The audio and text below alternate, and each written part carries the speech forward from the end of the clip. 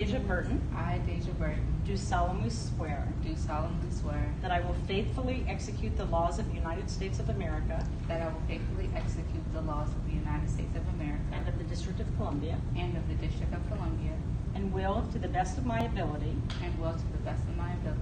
preserve, protect, and defend preserve, protect, and defend the Constitution of the United States, the Constitution of the United States, and will faithfully discharge the duties. Thank you for allowing me to speak this evening on teacher retention and long-term substitutes. My charter school had a 50% turnover rate last year.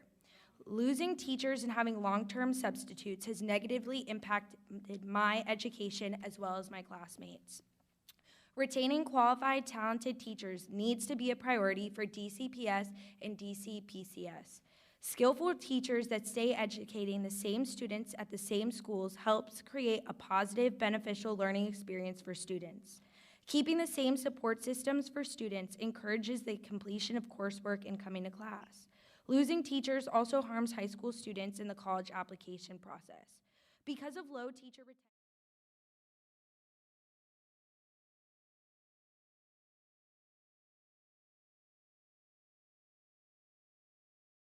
and I hope some of them who are not seniors currently will continue to work with it next year, as well as new members, hopefully. The next section discusses the process. So we had 4 meetings over the course of the 2015-16 school year. The first one, we discussed a number of issues we felt that students were facing in DC that could be solved to some degree through policy change.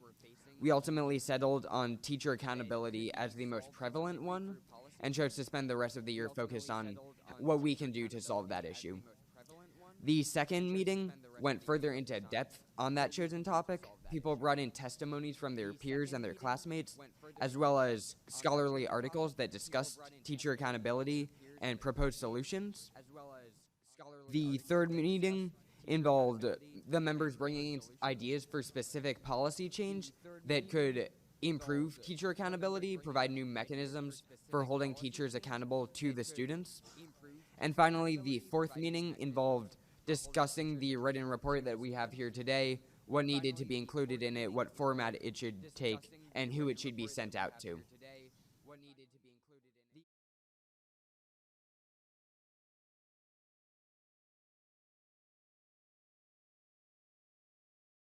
Because this is a school that I have made as my home. But I basically say this to say is all schools aren't going to be the same. All schools aren't going to be schools like Wilson, and all schools aren't going to be schools like School Without Walls, and all schools aren't going to be like H.D. Woodson.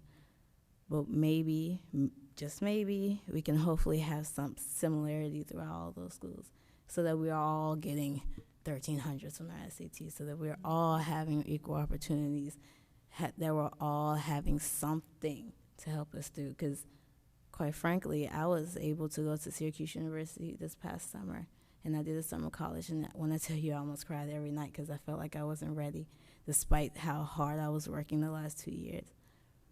It was saddening, and I kept thinking maybe if I went to Wilson, I would have been ready. But in our reality, it's not the school that I go to. It's those who teach in the school and those who care about the school that can make it a better school for me.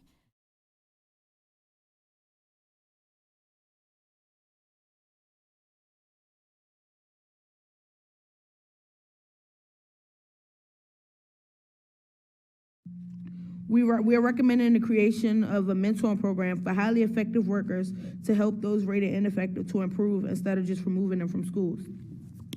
This was my idea. Oftentimes you find people, for example, like first-year teachers who are rated ineffective, and when they say ineffective, they aren't good enough to teach. In my opinion, we should have the people who are rated highly effective to help those people out, to just be a mentor, just like students can have mentors. Adults need help too, although sometimes you guys don't want to admit it. But just creating a program like this can help those teachers to feel comfortable and ensure that they're getting the help they need in order to stay in those schools. Thank you all very much.